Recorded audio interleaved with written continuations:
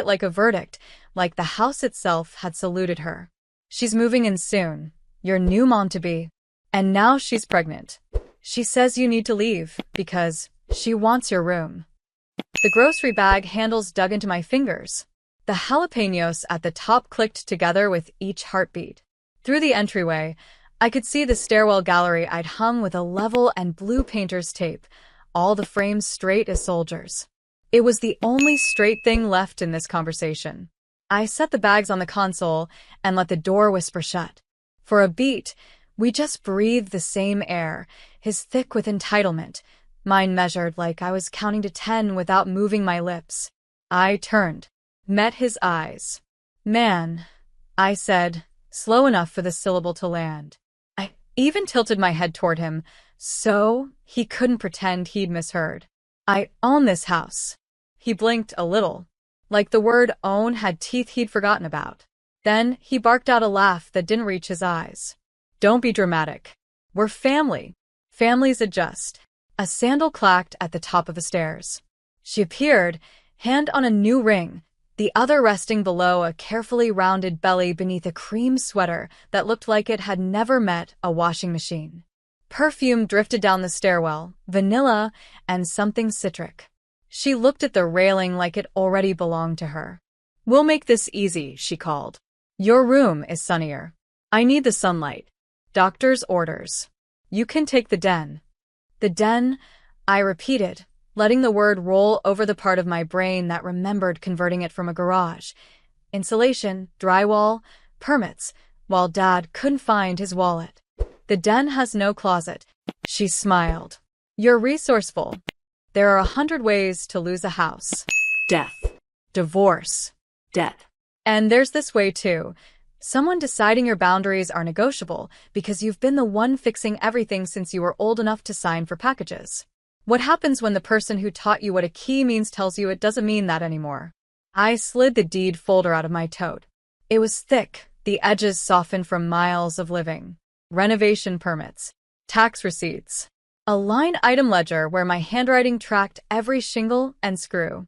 I didn't wave it like a flag. I just set it gently on the hall table, next to a set of keys that I'd paid to copy, and said, we won't be doing this your way. Dad's jaw flexed. You're not pushing a pregnant woman out. I'm not pushing anyone, I said. But no one pushes me. Silence snapped tight, like a rope pulled from both ends.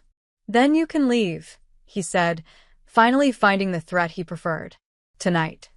I glanced past him at the dining room wall, at the faint pencil marks near the baseboard from when I measured crown molding. The house hummed, like old wood does when wind shifts. I inhaled, counted 1, 2, 3, and felt the steadiness click into place behind my ribs. I'm not leaving, I said. And if she's moving in, she'll be the first tenant in history who signs a lease she doesn't get to write. I picked up the deed folder, walked to the kitchen, and laid it on the island like a chessboard. Then I opened my laptop. There are soft ways to say no. I've used them. There are firmer ways too. This was neither. This was the part where I stopped asking anyone to remember whose name is on the door. This was the part where I made them read it. She came down the stairs like she'd been waiting for her cue, bare feet soundless on the wood, a mug of my coffee in her hand. Good news, she said brightly. We've been talking and decided you'll be better off somewhere closer to work. Fresh start. Closer to work? I work from this house. I didn't answer right away. Instead, I clicked through my laptop, pulling up the property records portal.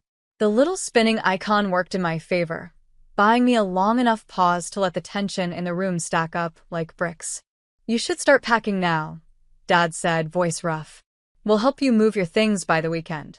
I looked up, calm as I've ever been. That's generous. But I'm not going anywhere. You are. Her smile faltered. Excuse me? I rotated the laptop so they could both see the screen. The county seal glared back at them, followed by my name in black and white under. Owner of record. Then the mortgage statement. All payments current. All drawn from my account. Dad's jaw tightened. That doesn't change anything. We're a family. Families share. No, I said, leaning forward. Families respect boundaries. Tenants follow rules. You're about to be one or the other. For the first time, she didn't have a quick comeback. She just stared at the screen like it had personally betrayed her. I stood, closing the laptop. I'm heading out for a bit. By the time I'm back, decide which title you prefer, family or tenant. Either way, the rules aren't changing. Their eyes followed me all the way to the door, but no one spoke. Outside, the air was cold enough to sting my cheeks, the kind of cold that sharpens your thinking. I didn't have to fight them to win this. I just had to let them make themselves comfortable, because the longer they believed they could take over, the more satisfying it would be when I showed them the eviction date I'd already circled on my calendar. 2 mornings later, I woke to the sound of my own dresser drawers being opened. I stepped into the hallway to find her halfway in my room, holding my winter coat in one hand and a black trash bag in the other.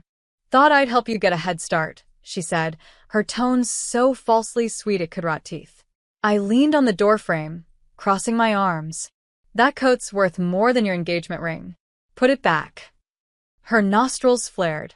"You know, your father and I have been talking. You've been here too long. It's not healthy for a grown woman to cling to her childhood home." I let out a quiet laugh. "Funny. I was thinking the same thing about grown women moving into homes they don't own." Dad appeared behind her, clearly having heard enough to feel the need to mediate. "Clara," he sighed, "you're making this harder than it needs to be. She's pregnant. She needs comfort. We all need to compromise." "Compromise?" I repeated, like I was testing a foreign word. That would require both sides giving something up. "So far, all I've heard is you taking." His brows knit together. "This isn't about taking. This is about family." I stepped closer, lowering my voice until it was just for him. "Then you should have remembered that before you tried to evict your own daughter from the home she bought." Her hand tightened on the trash bag. "We're not going to be bullied out of what's fair." I smiled, slow, deliberate. "You're right. I don't bully. I document."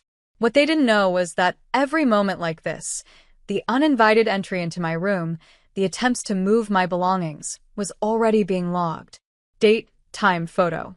I stepped back, giving them the full width of the hallway. "Go ahead," I said, gesturing toward the room. "Make yourselves comfortable." Because the more they crossed lines, the stronger my case would be.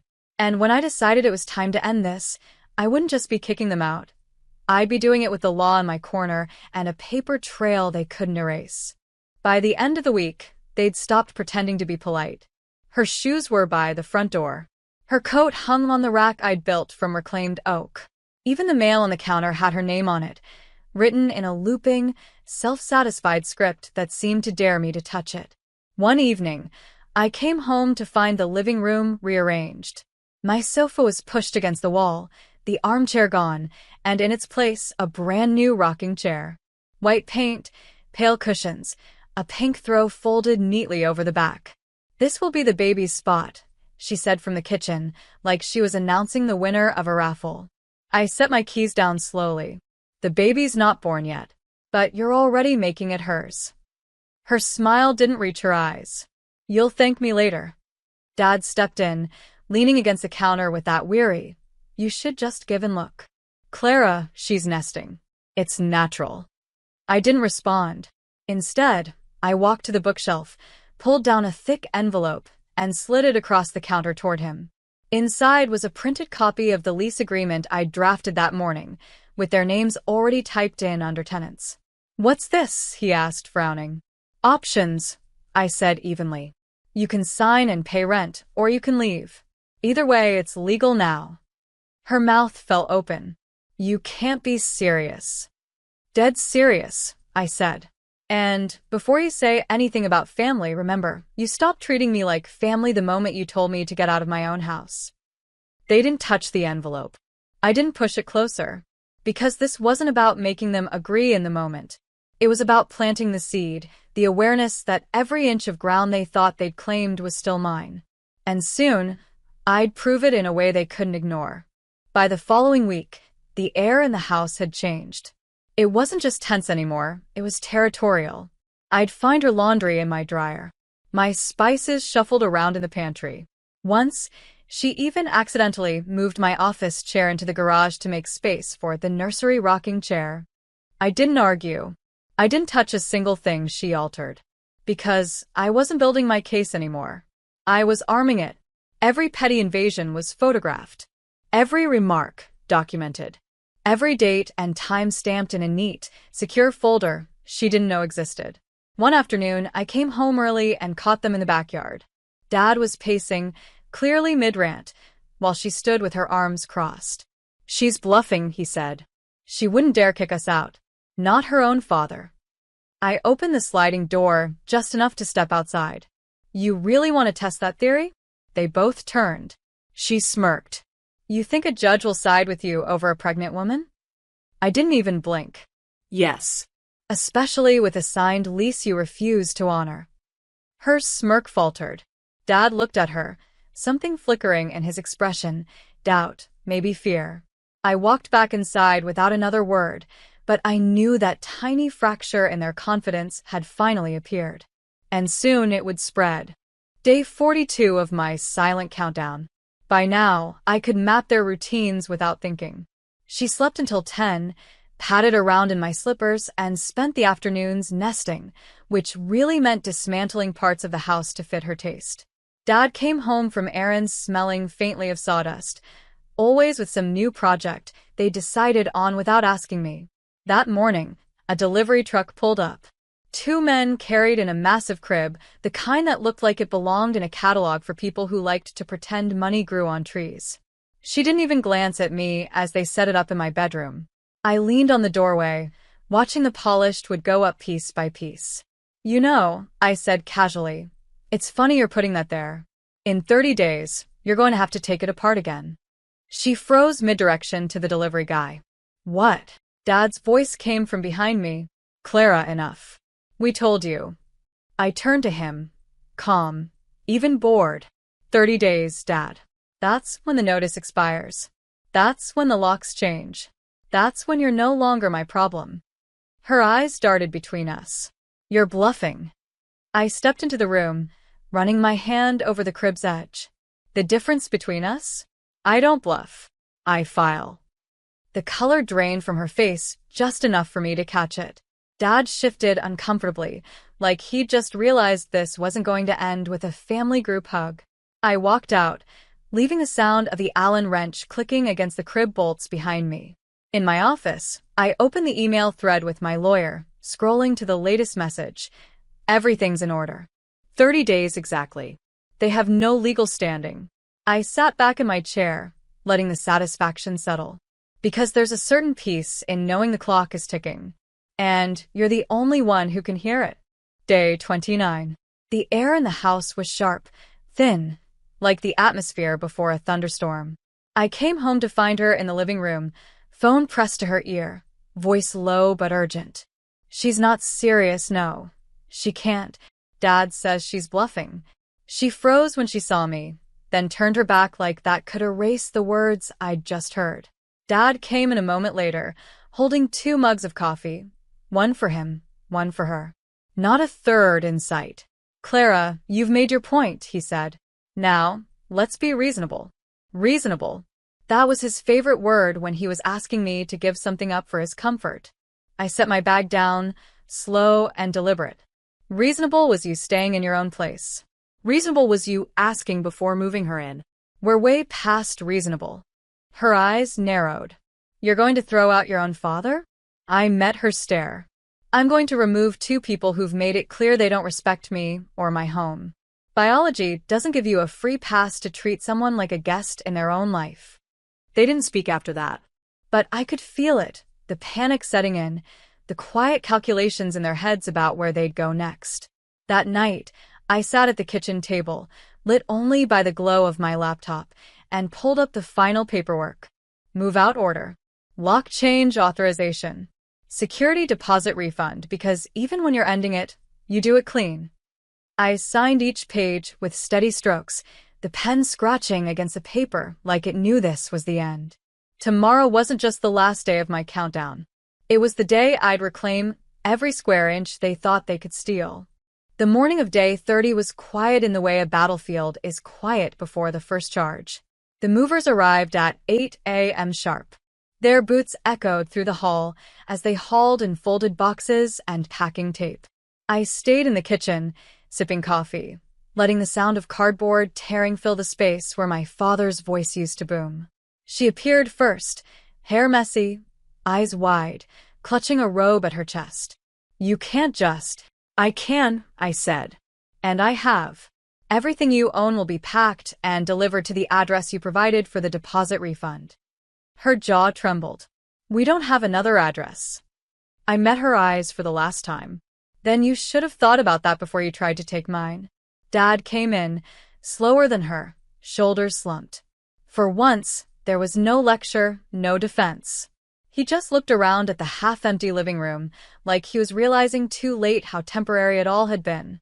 When the last box was carried out, I walked to the front door and held it open. They crossed the threshold together, the movers following with the last of their things. The locksmith's van was already waiting at the curb. As soon as they were gone, the door closed behind them with a clean, final click. I stood in the entryway for a long moment, listening to the quiet settle in like an old friend. I hadn't just kept my house. I'd reclaimed my life. That night, I lit a single candle in the living room, the air smelling faintly of fresh paint and freedom. I didn't check my phone. I didn't need to. Some victories don't need an audience.